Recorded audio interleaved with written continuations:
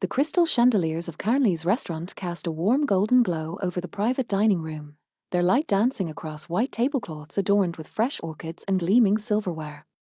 Through the floor-to-ceiling windows, the Seattle skyline twinkled like scattered diamonds against the dark waters of Lake Union.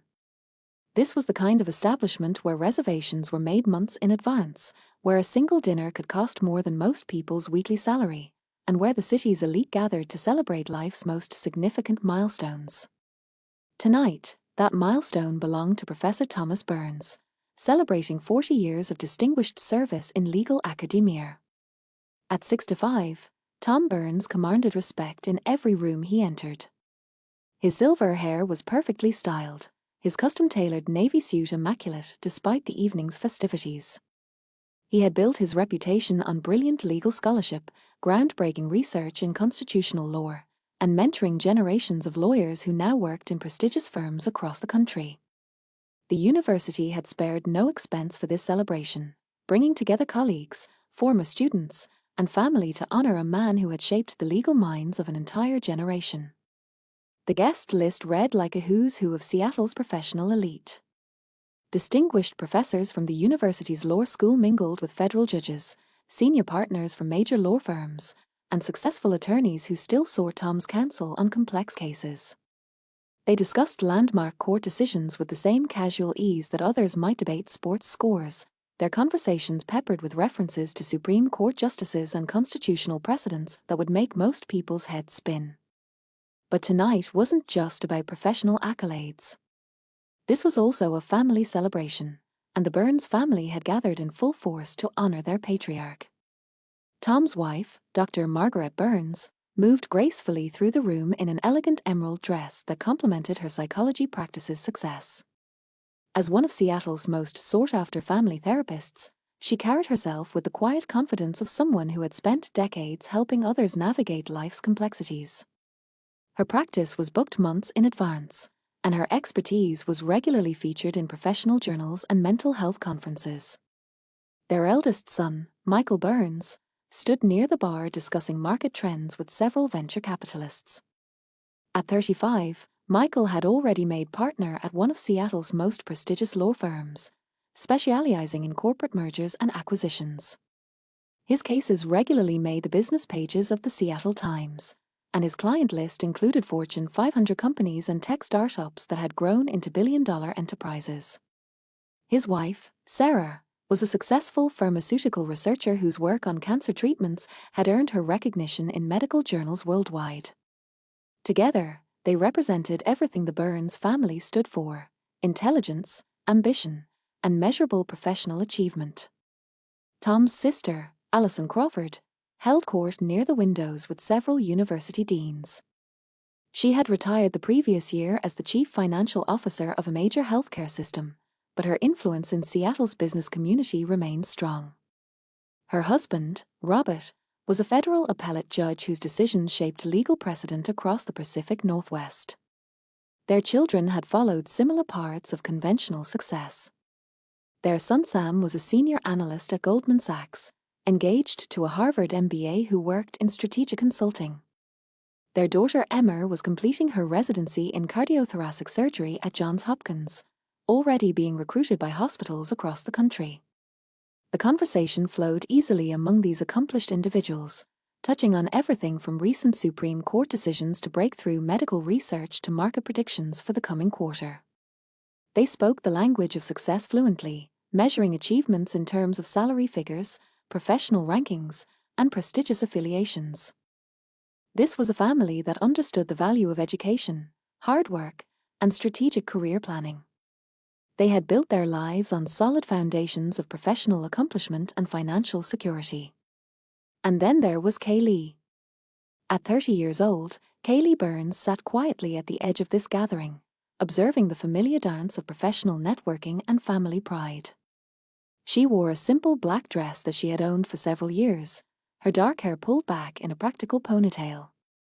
While everyone else discussed stock portfolios and career advancement, she nursed a glass of water and tried to make herself invisible. To the casual observer, she might have seemed out of place among these titans of industry and academia, but she belonged here by blood, even if she sometimes felt like she belonged here by little else. Kaylee was the family enigma, the one whose life choices confounded relatives who measured success in terms of professional titles and annual salaries.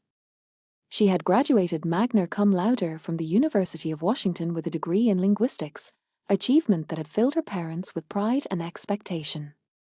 Everyone assumed she would follow her family's tradition of pursuing graduate school and building a prestigious career. Law school seemed like the natural choice, given her father's influence and her obvious intelligence. Medical school was another possibility, considering her mother's success in psychology. Business school would have provided a pathway to corporate success like her brother. Instead, Kaylee had chosen poetry. For the past 7 years, she had been writing, crafting verses that explored the complexity of human emotion, the beauty of everyday moments, and the profound truths hidden in ordinary experiences.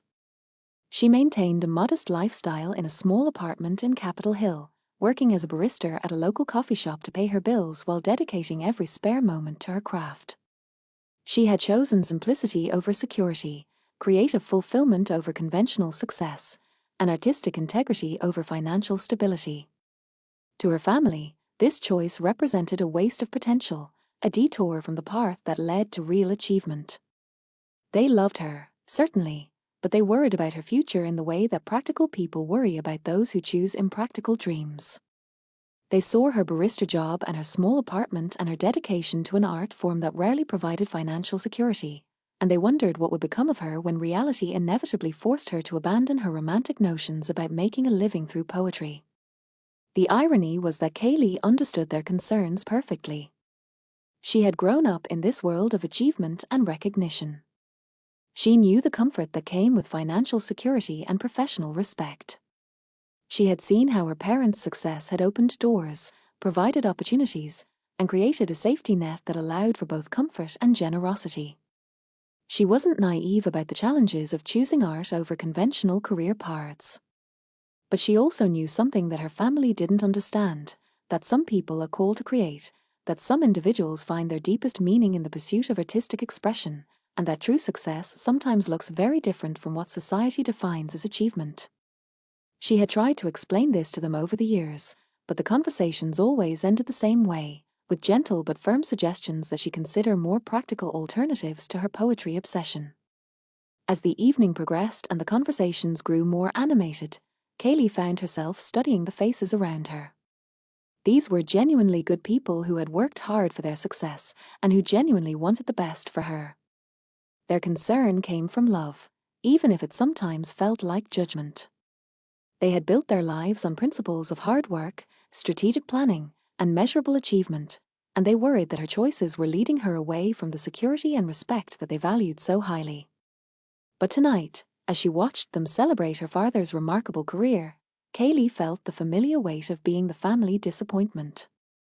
The one whose choices didn't make sense to people who had found success through traditional means.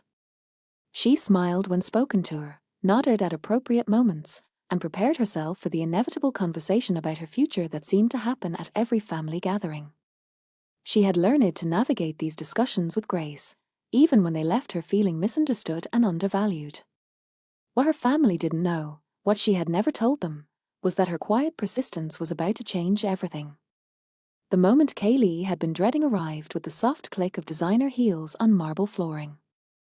Aunt Allison approached with that practiced smile she used at charity fundraisers, the one that managed to convey both warmth and subtle condescension simultaneously. Behind her followed Uncle Robert, still imposing in his judicial bearing even in casual conversation, and their son Sam, who carried himself with the confident swagger of someone who had never doubted his place in the world. "Kaylee, sweetheart," Allison began, her voice dripping with the kind of concern typically reserved for discussing terminal illnesses or natural disasters. "You look lovely tonight. Very artistic." The word artistic rolled off her tongue like she was describing a particularly exotic form of mental illness. "I love what you've done with your hair. So bohemian." Kaylee touched her ponytail self-consciously, suddenly aware that while everyone else had spent considerable time and money on professional styling, she had simply pulled her hair back with an elastic band she'd found in her car. "Thank you," Aren't Alison? You look wonderful too. Now then, Alison continued, settling into the conversation like a prosecutor preparing to present her case. Robert and I were just discussing your situation. We're concerned, dear. Truly concerned about your future. She glanced around the room at the gathering of successful professionals. Look at this room, Kaylee. Look at what your father has built, what your brother has achieved. Don't you want to be part of something like this? Something substantial? Uncle Robert nodded gravely, his judicial temperament lending weight to every word. Kaylee, I've been on the bench for 23 years. I've seen thousands of cases, thousands of people who made choices that seemed romantic at the time but led to financial ruin later. The creative arts. He paused, choosing his words carefully. They're beautiful as hobbies, but they're not reliable foundations for adult life. Sam laughed, the sound sharp and dismissive. Come on, Dad, let's not be so serious. Kaylee's poetry is cute. Actually, Kaylee, he turned to her with a grin that didn't reach his eyes. Jenny and I were wondering if you could write something for our wedding. You know, something fun and light. Maybe in the style of Dr. Seuss? Oh, the places you'll go but for marriage? He chuckled at his own cleverness. It would be so much more personal than hiring a real writer. The words hit Kaylee like physical blows. A real writer. As if her years of dedication, her countless hours spent crafting and revising, her deep study of poetic form and literary tradition, was somehow less legitimate than hiring someone to produce verse on demand. She managed a weak smile. I'll think about it, Sam. That's the spirit, Alison beamed. But speaking of thinking, we need to have a serious conversation about your career trajectory. Kaylee, you're 30 years old. 30. When I was your age, I was already a senior analyst at the healthcare system. Robert was arguing cases before the state Supreme Court. Your cousins are building real careers, making real money, contributing to society in meaningful ways. Dr. Margaret Burns, Kaylee's mother, drifted over to join the conversation, her maternal radar having detected the familiar tension that surrounded these family discussions about her younger daughter's future. Alison, please don't lecture Kaylee tonight. This is supposed to be a celebration. Margaret, that's exactly why we need to talk about this, Alison insisted. Look around this room. Look at what success looks like. Tom didn't build this life by pursuing impractical dreams. He worked hard, made smart choices, built something substantial. Kaylee needs to understand that poetry is a lovely hobby, but it's not a career path. Michael Burns approached the growing circle, his successful lawyer instincts sensing an opportunity to mediate what was clearly becoming a family intervention. What's the discussion here? Everything okay? We're trying to help Kaylee see some practical alternatives to her current situation, Robert explained diplomatically. She's incredibly intelligent, clearly creative, but she needs to channel those gifts into something more sustainable. Like what? Kaylee asked quietly, though she suspected she already knew the answer. She had heard variations of this conversation at every family gathering for the past 7 years. Well, Alison brightened, clearly pleased to have been asked for her expertise. There are so many options for someone with your background. Editorial work, for instance. Publishing houses are always looking for editors with strong language skills. Or copywriting. The tech industry here in Seattle is booming, and they need creative writers for marketing materials. Or teaching, added Sarah, Michael's wife, joining the conversation with the confident smile of someone whose own career was unquestionably successful. You could get your teaching certificate, work in the school system. English teachers are always in demand, and you'd have summers off to pursue your poetry as a hobby. The school district has excellent benefits, Robert noted approvingly. Health insurance, retirement planning, job security. All the things that matter for long-term stability. Sam nodded enthusiastically. Or you could do freelance writing. I know several people who make decent money writing website content, blog posts, social media stuff. It's not exactly literature, but it would pay the bills while you figure out what you really want to do with your life. The phrase, "what you really want to do with your life," hung in the air like an accusation. As of 7 years of dedication to her craft, 7 years of honing her voice and developing her artistic vision, 7 years of choosing creation over conventional success, somehow didn't count as knowing what she wanted to do with her life. Those are all thoughtful suggestions, Kaylee said carefully, her voice steady despite the frustration building in her chest. I appreciate that you're thinking about my future. We just want to see you succeed, dear, Allison said, reaching over to pat Kaylee's hand in a gesture that managed to be both affectionate and patronizing. You're so talented, so intelligent. It breaks our hearts to see you wasting those gifts on something so uncertain. Poetry isn't exactly a growth industry, as Sam added with another laugh. I mean, when was the last time you heard about someone getting rich writing poems? Even famous poets usually have day jobs. Emma Crawford, Allison's daughter and Sam's sister, approached from the dessert table where she had been discussing her surgical residency with several medical professionals. At 28, she was already being courted by prestigious hospitals across the country, her future as bright and secure as anyone could hope for. What are we discussing over here? You all look very serious. We're trying to help Kaylee understand the importance of career planning, her mother explained. She's been writing poetry for years now, and while it's lovely as a creative outlet, she needs to think about building something more substantial. Emma nodded sympathetically. Kaylee, I remember when you used to write those beautiful pieces in college. You're genuinely talented. But talent alone isn't enough in the real world. You need strategy, planning, professional development. Have you considered technical writing? Medical writing? The pharmaceutical industry is always looking for people who can translate complex information into accessible language.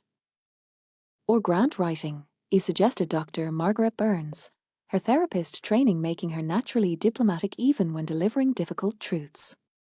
Nonprofits need skilled writers to help them secure funding. It would use your creative abilities in a practical way while serving a good cause. The suggestions kept coming, each one delivered with genuine care and complete misunderstanding of what drove Kaylee's artistic passion.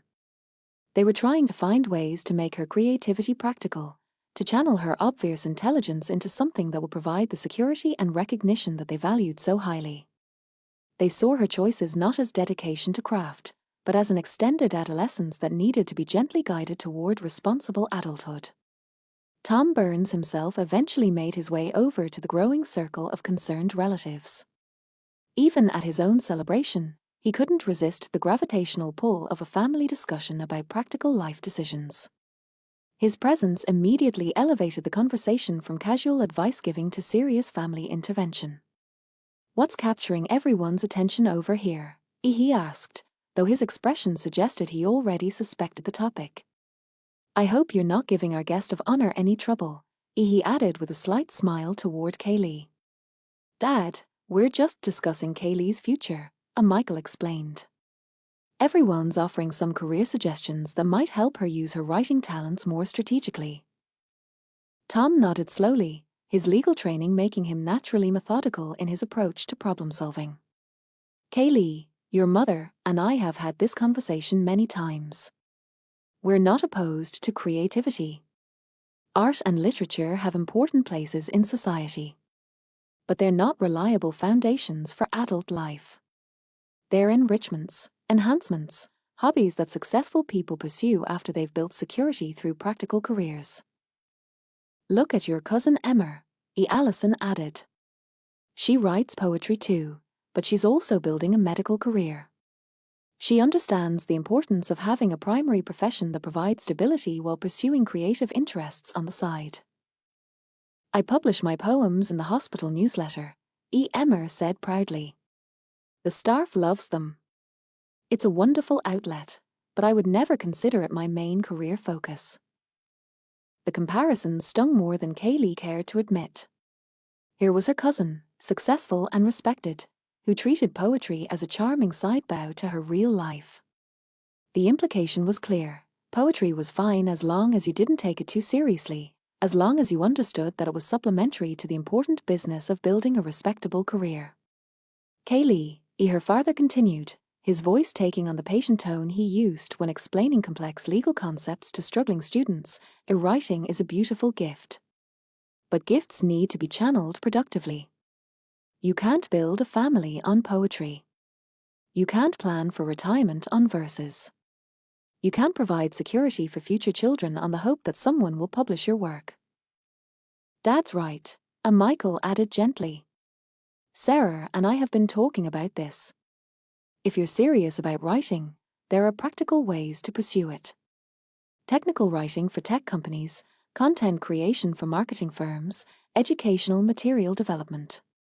These are growing fields that would value your skills while providing real income and benefits. The weight of their collective concern was almost overwhelming.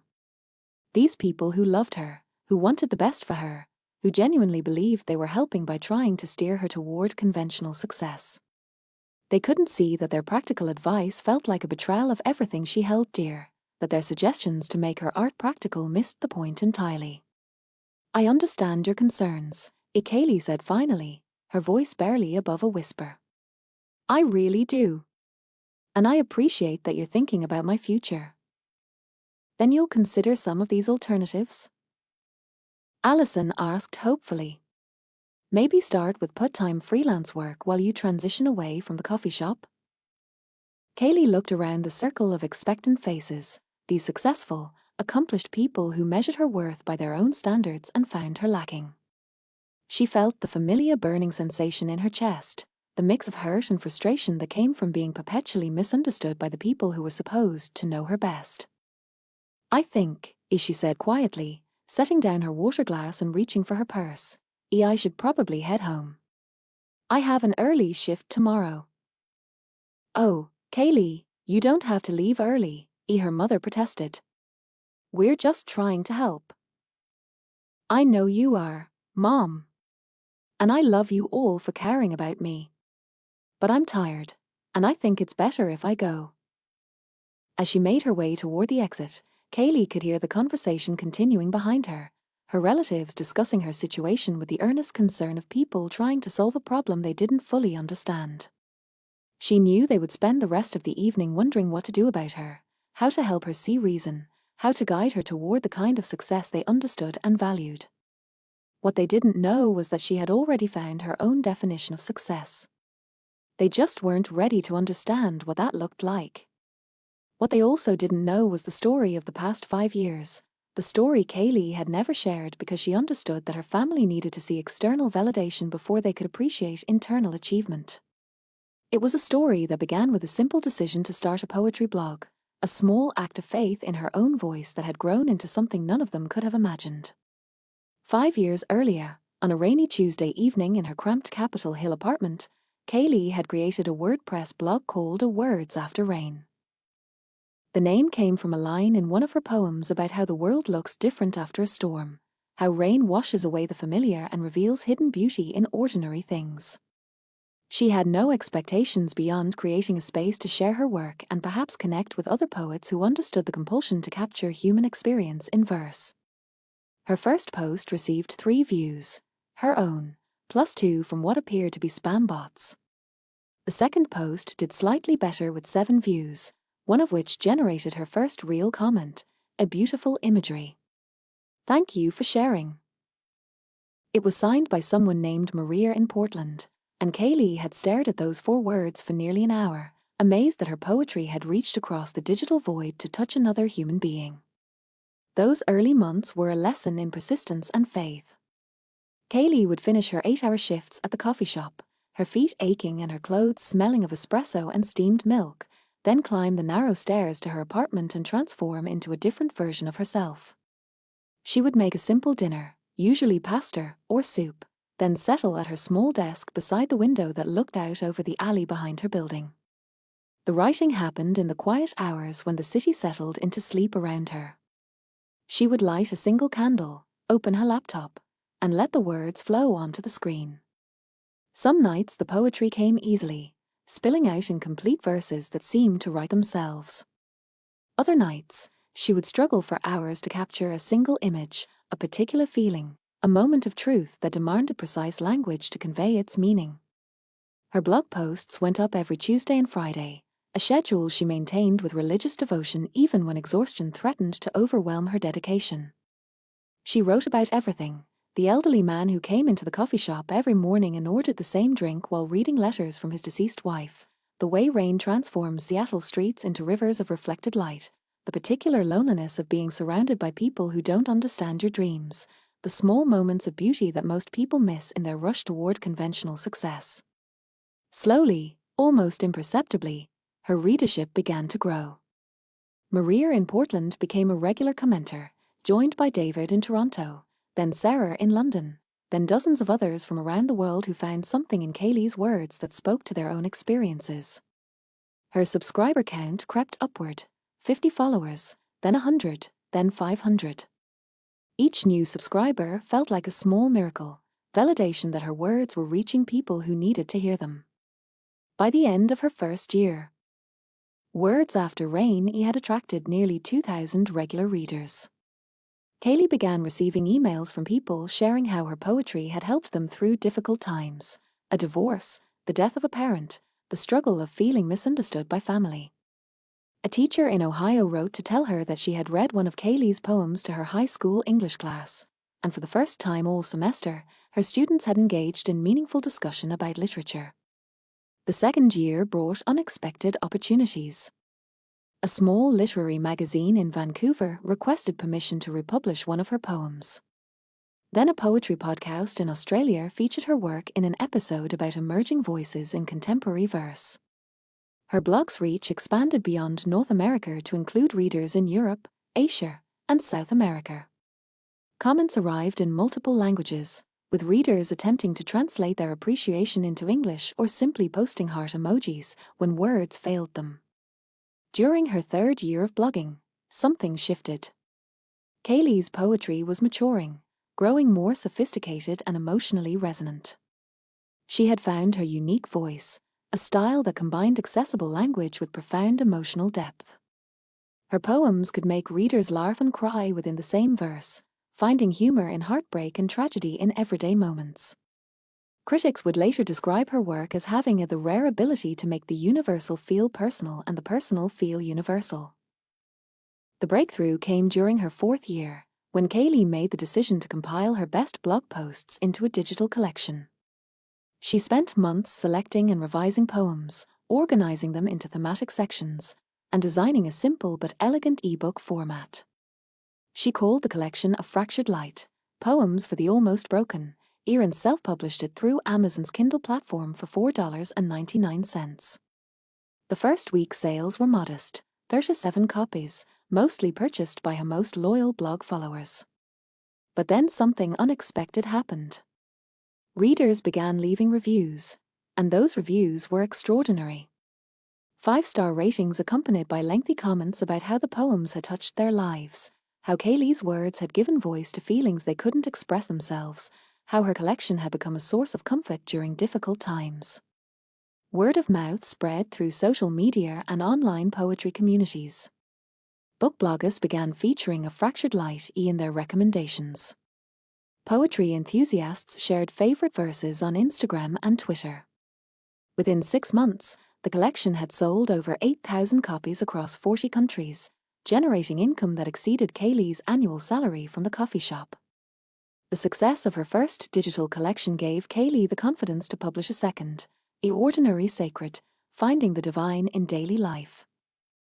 This collection focused on the spiritual dimensions of everyday experience, exploring how moments of transcendence could be found in the most mundane activities. The poems drew from her observations during her coffee shop shifts, the way morning light streamed through the windows, the ritual of creating the perfect espresso, the brief connections formed with regular customers who shared fragments of their lives over daily caffeine fixes. Ordinary Sacred was an even greater success, selling 12,000 copies in its first year and establishing Kaylee as a significant voice in contemporary digital poetry. Her blog readership had grown to over 12,000 subscribers, and her social media presence attracted poetry lovers from around the world. She was invited to participate in online poetry festivals, virtual readings, and collaborative projects with other emerging writers. But the real breakthrough came 18 months ago, on a Tuesday morning that started like any other. Kaylee was working the opening shift at the coffee shop, preparing for the morning rush, when her phone buzzed with an email that would change everything. The sender was Amanda Richardson, Senior Acquisitions Editor at Meridian Press, one of New York's most prestigious independent publishing houses. Ms. Burns, the email began. I've been following your work through your blog and digital collections for the past year. Your poetry demonstrates a rare combination of accessibility and depth that we find exceptional. I would like to discuss the possibility of Meridian Press publishing a print collection of your work. Would you be available for a phone conversation this week? Kaylee had to read the email 3 times before its meaning fully sank in. Meridian Press was the kind of publisher the poets dreamed about, the house that had launched the careers of Pulitzer Prize winners and National Book Award recipients. Their poetry list was small and highly curated, representing only the most promising voices in contemporary literature. The fact that they had found her work, that they were interested in publishing her, seemed almost impossible to believe. The phone conversation with Amanda Richardson lasted 2 hours and covered everything from Kaylee's artistic vision to her long-term career goals to the specific poems she might include in a print collection. Amanda was impressed not only by Kaylee's poetry but by her professionalism, her understanding of the literary marketplace, and her realistic expectations about the challenges facing contemporary poets. 3 weeks later, Kaylee found herself on a plane to New York, walking into the offices of Meridian Press for a meeting that felt like stepping into a dream. The building was everything she had imagined: shelves lined with books by authors she had studied and admired, walls decorated with awards and accolades, the quiet hum of an organization dedicated to bringing meaningful literature to the world. The contract negotiation was surreal. Meridian Press was offering an advance that exceeded her annual income from the coffee shop, along with a marketing budget that would support book tours, media interviews, and promotional campaigns. They wanted to publish not just one collection, but potentially a series of books that would establish Kaylee as a major voice in American poetry. But perhaps most importantly, they understood her vision. Amanda Richardson and the editorial team at Meridian Press weren't trying to make her poetry more commercial or more accessible. They appreciated her work exactly as it was, recognizing that her ability to find profound meaning in ordinary experience was precisely what made her voice distinctive and valuable. The signing ceremony was simple but profound. Kaylee sat in a conference room overlooking Madison Avenue, surrounded by editors and marketing professionals who spoke about her work with the kind of respect she had always hoped for but never dared to expect. When she signed her name to the contract, she felt like she was finally stepping into the identity she had been building in secret for so many years. The months that followed were a whirlwind of editorial collaboration and preparation. Kaylee worked with Meridian's editorial team to select and arrange the poems for her debut collection, which they decided to title After Rain, Words Remain. The title captured both the essence of her blog and the themes that ran through her best work: the idea that language could preserve and transform experience, that poetry could find meaning in aftermath and loss, that words could remain when everything else had been washed away. The editorial process was more intensive than anything Kaylee had experienced with her digital collections. Every poem was examined line by line, every word choice questioned and refined. But rather than feeling restrictive, the collaboration pushed her to new levels of precision and artistry. She was working with professionals who understood poetry not just as emotional expression but as crafted art, and their expertise helped her see her own work with new clarity. Meanwhile, Meridian's marketing team was building anticipation for the collection's release. They arranged for advance reviews in major literary journals, secured interviews with influential poetry podcasts, and planned a book tour that would take Kaylee to independent bookstores and university campuses across the country. The advance buzz was better than anyone had dared hope, with early readers comparing her work to established masters of contemporary verse. As the publication date approached, Kaylee continued working at the coffee shop, maintaining the routine that had sustained her through years of artistic development. Her family remained unaware of the transformation that was about to occur, still viewing her as their struggling artist daughter who needed guidance and intervention. She had considered telling them about the book deal, but something held her back. She wanted to see if they could learn to respect her choices before they learned about her success. The release of After Rain, Words Remain Here on a crisp October morning changed everything. Within 24 hours, the first printing of 15,000 copies had sold out completely. Independent bookstores across the country reported customers asking specifically for Kaylee's collection, many of them longtime followers of her blog who had been waiting years to hold her words in physical form. The emotional connection readers felt to her digital work translated powerfully to print, creating a demand that surprised even Meridian Press's experienced marketing team. The reviews began appearing within the first week, and they were everything a debut poet could hope for. The Washington Post called her work luminous and essential, poetry that makes the everyday feel sacred without losing sight of life's genuine struggles. The New York Review of Books praised her rare ability to find profound meaning in ordinary moments while maintaining absolute honesty about the complexity of human experience. Most significantly, Poetry magazine, the most prestigious publication in American verse, featured her collection as their lead review, describing Kaylee as a vital new voice that reminds us why poetry matters in an increasingly disconnected world. But the real vindication came 3 weeks after publication, when After Rain, Words Remain Here appeared on the New York Times bestseller list for poetry. Kaylee was at work when Amanda Richardson called with the news, and she had to excuse herself to the storage room to process the reality that her small press poetry collection had achieved the kind of commercial success that most publishers only dreamed of. The irony wasn't lost on her that she received this life-changing news while wearing a coffee-stained apron and surrounded by boxes of paper cups. The international interest began almost immediately.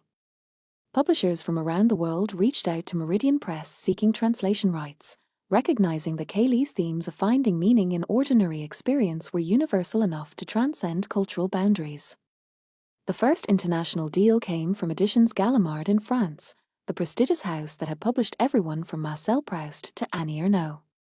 They offered a substantial advance for French translation rights, viewing Kaylee's work as representative of a new generation of American poets who could speak to global audiences. Japan followed quickly, with Shinchosher Publishing expressing particular interest in Kaylee's poems about solitude and introspection, themes that resonated deeply with contemporary Japanese readers.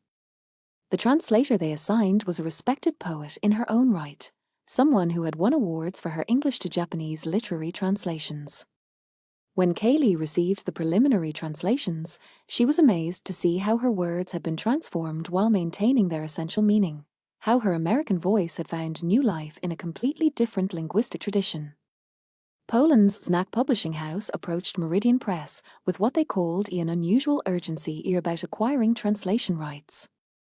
Polish readers, they explained, had discovered Kaylee's work through her blog and were creating their own underground translations, sharing her poems in literary forums and university poetry circles. The official translation, they insisted, needed to happen quickly to meet the growing demand. Within 6 months of publication, After Rain, Words Remain Here was being translated into 19 languages, from Spanish and German to Korean and Arabic.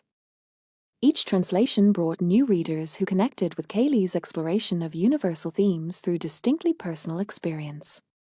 Her poetry was being read in cafes in Paris, discussed in literature classes in Tokyo, and quoted in wedding ceremonies in Warsaw.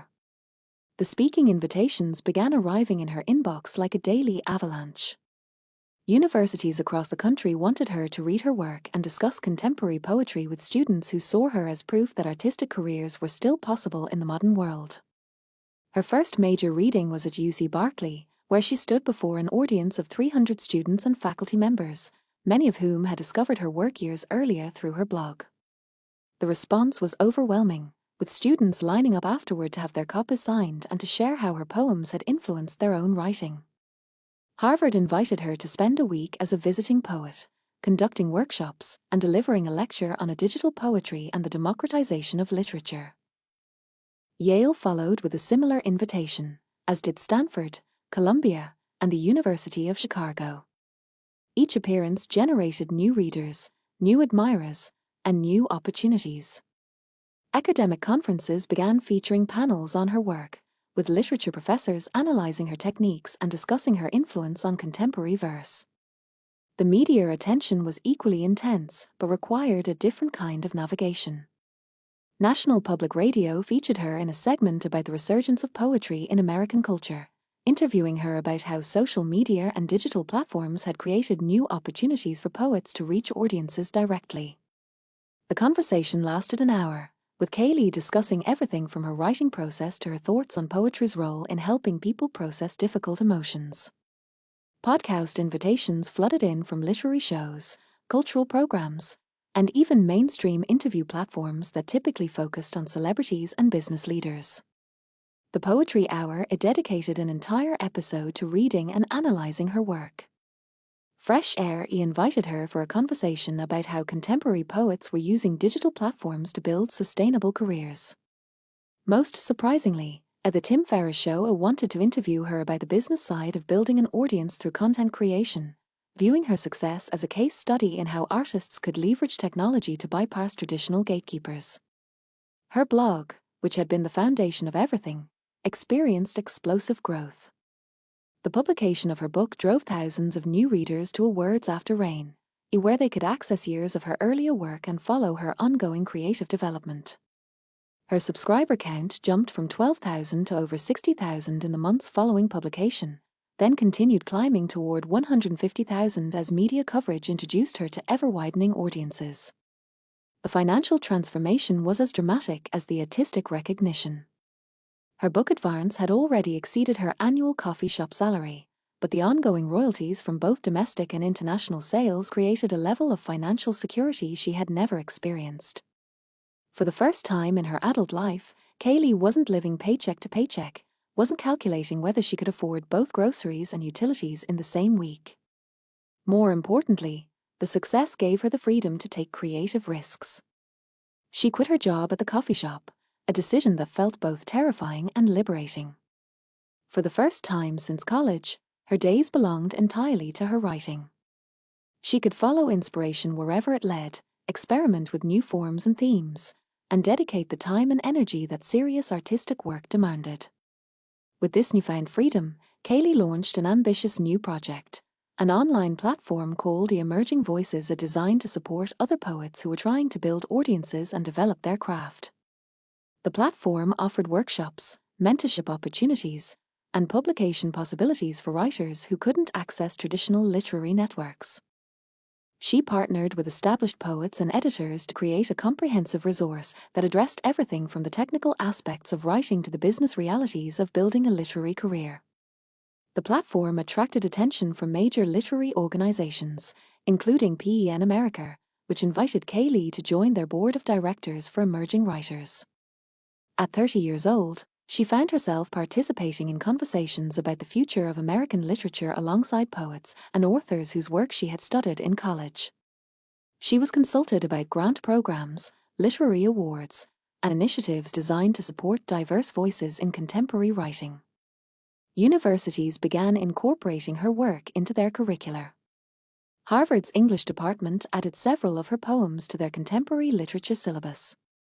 The University of Iowa's prestigious Writers' Workshop invited her to serve as a visiting lecturer, an honor typically reserved for poets with decades of experience and multiple published collections. High school teachers across the country began using her accessible but sophisticated poems to introduce students to contemporary verse, finding that her work bridged the gap between classical poetry and modern sensibilities. The recognition extended beyond academic circles. After Rain, Words Remain was nominated for the National Book Award for Poetry, placing Kaylee among the most celebrated poets of her generation. While she didn't win, the nomination generated significant media coverage and introduced her work to readers who might never have encountered contemporary poetry otherwise. The ceremony itself was surreal, sitting among writers she had admired for years, being recognized as their peer in the literary community. Major magazines and newspapers began featuring her work regularly. The New Yorker published 3 of her poems in a special issue on emerging American voices. The Atlantic commissioned an essay about her experience building a literary career in the digital age, which became one of their most shared articles of the year. Her appearance on the cover of Poets and Writers magazine marked a moment when she truly understood that she had moved from emerging writer to established voice in contemporary literature. Through all of this success, Kaylee maintained her modest lifestyle and her connection to the values that had sustained her through years of uncertainty.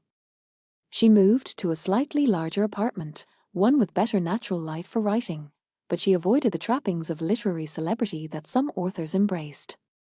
Her wardrobe remained simple, her car remained practical, and her daily routine remained focused on the work itself rather than the recognition it was generating. The most meaningful aspect of her success wasn't the awards or the sales figures or the international recognition.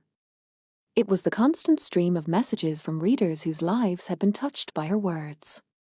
Teachers who used her poems to help students through difficult times. Therapists who recommended her work to clients struggling with depression or anxiety. Ordinary people who found comfort, inspiration, or simply a sense of being understood in her exploration of human experience. As her father's 70th birthday approached, Kaylee faced a familiar dilemma. Her family continued to view her as their underachieving daughter, the one whose life choices worried them and whose future remained uncertain in their minds. They had no idea about the book's success, the international recognition, the literary awards, or the platform she had built for supporting other writers. They still saw the coffee shop barista who wrote poetry as a hobby, not the established author whose work was being studied in universities and translated into dozens of languages. The birthday celebration would be another family gathering, another opportunity for well-meaning relatives to express their concerns about her choices and offer practical alternatives to her artistic pursuits. Kaylee had grown accustomed to these conversations, had learned to navigate them with grace and patience even when they left her feeling fundamentally misunderstood by the people who were supposed to know her best. But this time would be different. This time, the truth about her quiet success was about to collide with her family's assumptions in ways that none of them could anticipate. 8 months after that awkward anniversary dinner, the Burns family gathered once again, this time at the elegant Fairmorn Olympic Hotel in downtown Seattle to celebrate Tom's 70th birthday. The private dining room overlooked Elliott Bay, where ferries moved like illuminated toys across the dark water. The celebration was smaller and more intimate than the anniversary party, limited to immediate family and Tom's closest colleagues from the university. Kaylee arrived quietly, as was her custom, wearing dark jeans and a simple sweater that she had purchased at a discount store. She carried a small wrapped gift and a worn copy of a poetry collection by Mary Oliver, her reading material for the evening's quieter moments. To anyone observing the family dynamic, she appeared to be exactly what she had always been, the underachieving daughter whose life choices continue to puzzle and concern her successful relatives. The conversation patterns were depressingly familiar. Aunt Allison immediately zeroed in on Kaylee's appearance, commenting with false brightness about her casual style and asking whether she was still working out of that little coffee shop. Cousin Sam, now married and working as a senior analyst, made jokes about whether Kaylee had written any real poetry lately or if she was still playing around with those blog posts that nobody reads. Kaylee's situation hasn't changed much, a Dr. Margaret Burns explained to a colleague's wife who had asked about her daughter's careers. She's still exploring her creative interests, but we're hoping she'll eventually decide to pursue something more sustainable. Michael Burns, now a named partner at his law firm, approached Kaylee with the patronizing smile that had become his default expression when discussing her life choices. Still writing poetry, Kaylee? That's dedication, I'll give you that. Most people would have moved on to something more practical by now. The arts are important, he added his wife Sarah, her tone carrying the kind of diplomatic condescension typically reserved for discussing children's finger painting. But there's a difference between appreciating poetry and trying to make it a career. Have you given any more thought to those teaching positions we discussed? The school district is still hiring. Emma Crawford, now Dr. Emma Crawford, having completed her surgical residency, joined the conversation with the confidence of someone whose career trajectory had never been questioned. Kaylee, I've been thinking about your situation since Dad's anniversary party. Have you considered medical writing? Pharmaceutical companies need people who can translate complex information into accessible language. It would use your writing skills in a practical application. The suggestions came with mechanical predictability, each family member offering their version of how Kaylee could make her creativity practical, how she could channel her obvious intelligence into something that would provide the security and recognition they valued. The underlying message remained unchanged. Poetry was a charming hobby that needed to be abandoned in favor of responsible adulthood. Tom Burns listened to the conversation with the measured attention he brought to all family discussions, occasionally nodding when someone made what he considered a particularly valid point. Finally, he decided to contribute his own perspective, drawing on 7 decades of life experience and professional wisdom. Kaylee, he said, his voice carrying the authority that had commanded respect in lecture halls for 40 years, your family loves you, and we want to see you succeed. But success requires more than talent. It requires strategic thinking, practical planning, and realistic assessment of market opportunities. Poetry is a beautiful art form, but it's not a viable career path for 99% of people who pursue it. Dad's absolutely right, Allison chimed in. We're not trying to crush your creativity, dear. We're trying to help you understand that creativity needs to be balanced with practicality. Look around this room. Everyone here has built their success on solid foundations. Legal careers, medical careers, business achievements. These are the parts that lead to real security and respect. And it's not too late, Robert added with judicial certainty. You're only 30. People change careers all the time. Your linguistics background would be valuable in several fields. Translation services, technical writing, corporate communications. You could even go back to school for a master's degree in something more marketable. A familiar burning sensation rose in Kaylee's chest, the mix of frustration and hurt that came from being perpetually misunderstood by people who claimed to know what was best for her. She was about to excuse herself early once again when a commotion near the dining room entrance interrupted the conversation. The maître d' was escorting a distinguished woman in an expensive grey suit through the crowded restaurant. Even from across the room, the woman's presence commanded attention. She moved with the confident stride of someone accustomed to important meetings and significant decisions, scanning the private dining room with the focused intensity of someone looking for a specific person. When her eyes found Kaylee, her face lit up with genuine pleasure and relief. She began making her way through the crowd of surprised family members with purposeful determination, clearly having found exactly who she was looking for. Oh no, Kaylee whispered under her breath, recognizing Amanda Richardson despite the distance and the unexpected context. Ms. Burns, Amanda's voice carried across the dining room as she approached their group, her presence immediately commanding the attention of everyone within hearing distance. There you are. I've been trying to reach you all day.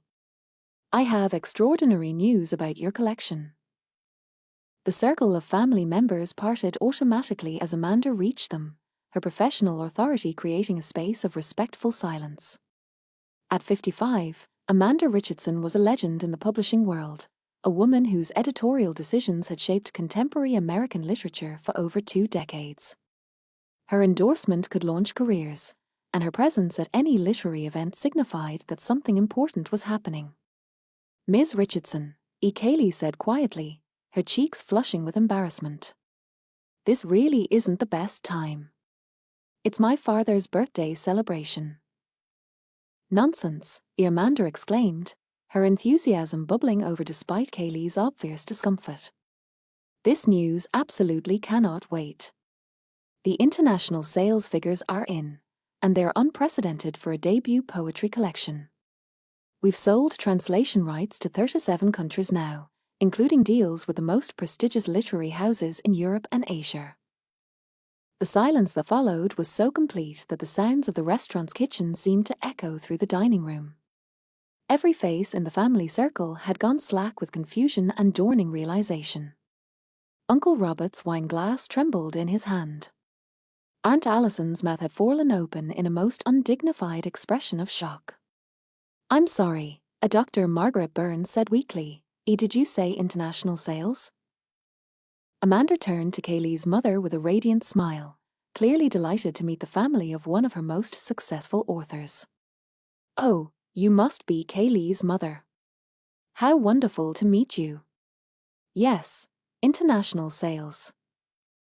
After Rain, Words Remain has become a global phenomenon. We're approaching 500,000 copies sold worldwide, which is extraordinary for any poetry collection, let alone a debut. 500,000, a Michael's voice cracked slightly. Copies of poetry books. And that's just the beginning, Amanda continued cheerfully, oblivious to the shell-shocked expressions surrounding her. Netflix has optioned the collection for a limited series adaptation. They're planning to create an anthology show where each episode is inspired by one of Kaylee's poems. The deal is worth $12 million, with Kaylee serving as executive producer and creative consultant. Netflix, as Sam repeated numbly. $12 million. Amanda consulted her phone, scrolling through what appeared to be an endless list of updates and opportunities. The academic recognition has been equally impressive. Harvard has added 4 of Kaylee's poems to their required reading list for contemporary American literature. Yale is planning a symposium on her work next spring. The University of Iowa wants to offer her a permanent position as poet in residence, though I advised her to wait until after the Pulitzer Prize announcements before making any long-term commitments. Pulitzer Prize, Emmer whispered, her surgical precision with language finally failing her. Well, she's been nominated, Amanda clarified.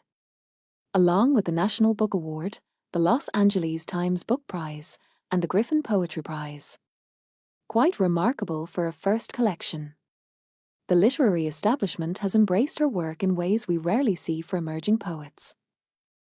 Tom Burns, who had spent decades analyzing complex legal documents and parsing intricate arguments, found himself struggling to process the information being delivered about his daughter's secret life. "Amanda, is it? I'm Tom Burns, Kaylee's father. Are you saying that my daughter, who works as a barrister, has written a book that sold 500,000 copies?" "Worked as a barrister," Amanda corrected gently.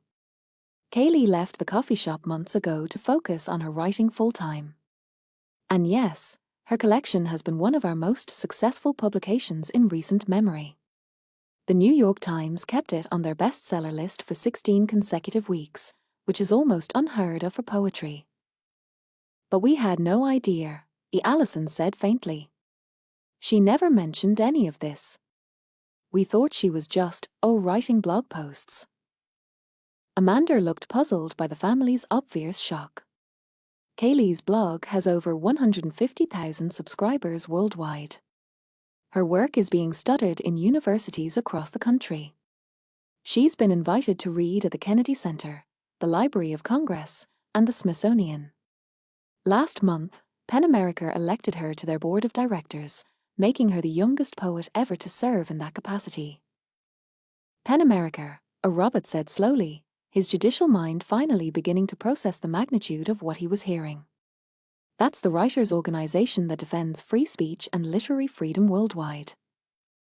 "The very same," Amanda confirmed. "They recognize that Kaylee represents the future of American poetry. Her ability to reach diverse audiences while maintaining artistic integrity is exactly what contemporary literature needs." Kaylee watched her family's faces cycle through shock, confusion, and dawning understanding. These people who had spent years worrying about her future, offering practical alternatives to her impractical dreams, were slowly realizing that she had built exactly the kind of success they valued, just not in the form they had expected. The platform she launched for emerging writers has already helped launch 12 other poets' careers, Amanda continued. 3 of them have signed with major publishers, and 5 have won significant literary awards. Kaylee's influence on contemporary poetry extends far beyond her own work.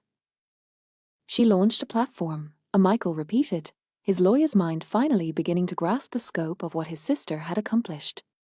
for other writers. The Emerging Voices platform has become essential infrastructure for contemporary poetry, Amanda explained. Major publishers use it to scout talent, universities recommend it to their students, and established poets volunteer as mentors. Kaylee has created something that didn't exist before, something the literary community desperately needed. The weight of their collective misunderstanding was settling over the family like a heavy blanket. They were beginning to realize that their concern for Kaylee's future had been based on fundamental ignorance about what she had actually been building during all those years they thought she was wasting her potential. Amanda checked her watch and smiled apologetically. I really must run, Kaylee. The documentary crew from PBS needs confirmation about next week's filming schedule. They're incredibly excited about the behind-the-scenes piece on your creative process. She turned to the stunned family members. It was lovely meeting you all. You must be so proud of Kaylee's achievements. She's become one of the most important voices in contemporary American literature. As Amanda Richardson disappeared back into the Seattle night, the family remained frozen in various states of shock and dawning comprehension.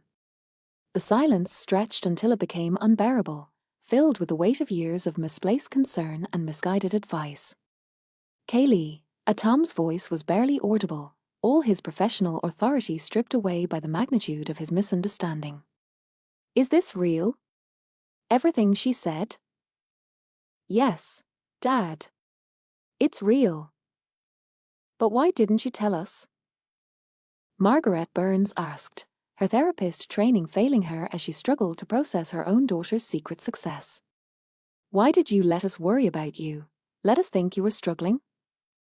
Kaylee looked around at the faces of people she loved, people whose approval she had craved her entire life, people who had just discovered that their definition of success had blinded them to her actual achievements.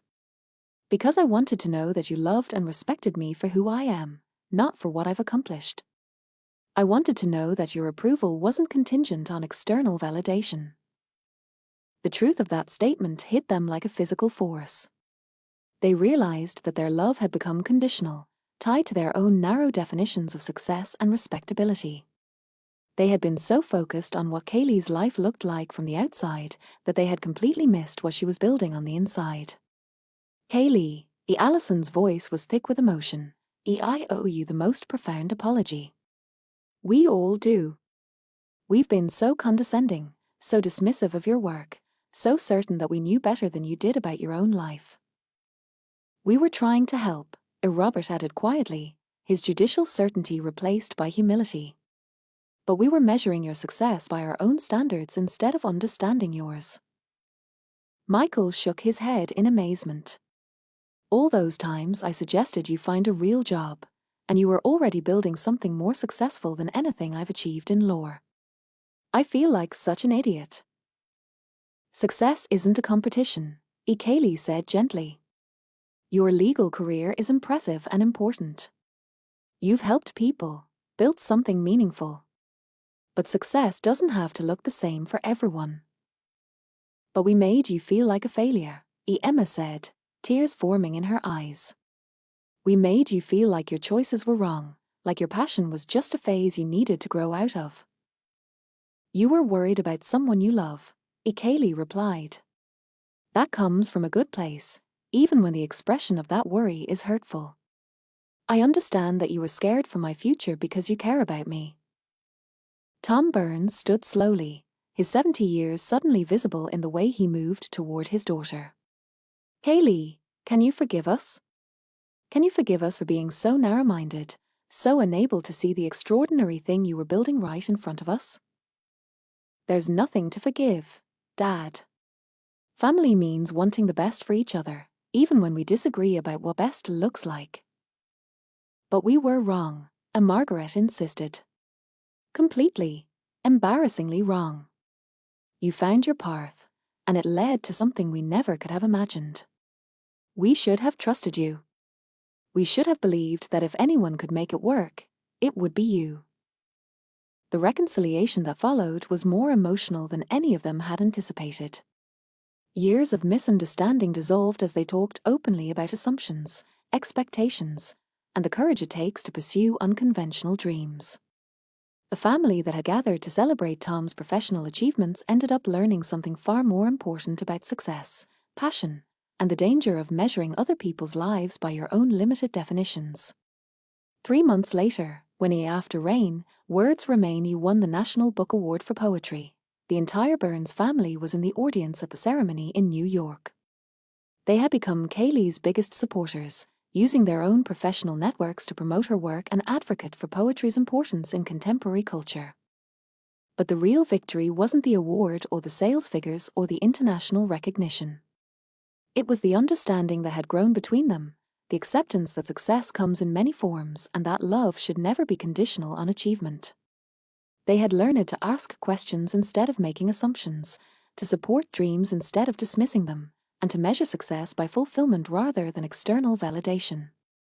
And Kaylee had learned something equally important, that sometimes the people who love you most need to see your achievements recognized by the outside world before they can fully appreciate the courage it took to build them. It wasn't ideal, but it was human, and understanding that humanity had made forgiveness not just possible, but inevitable. The moral of her story wasn't about proving doubters wrong or achieving success for its own sake.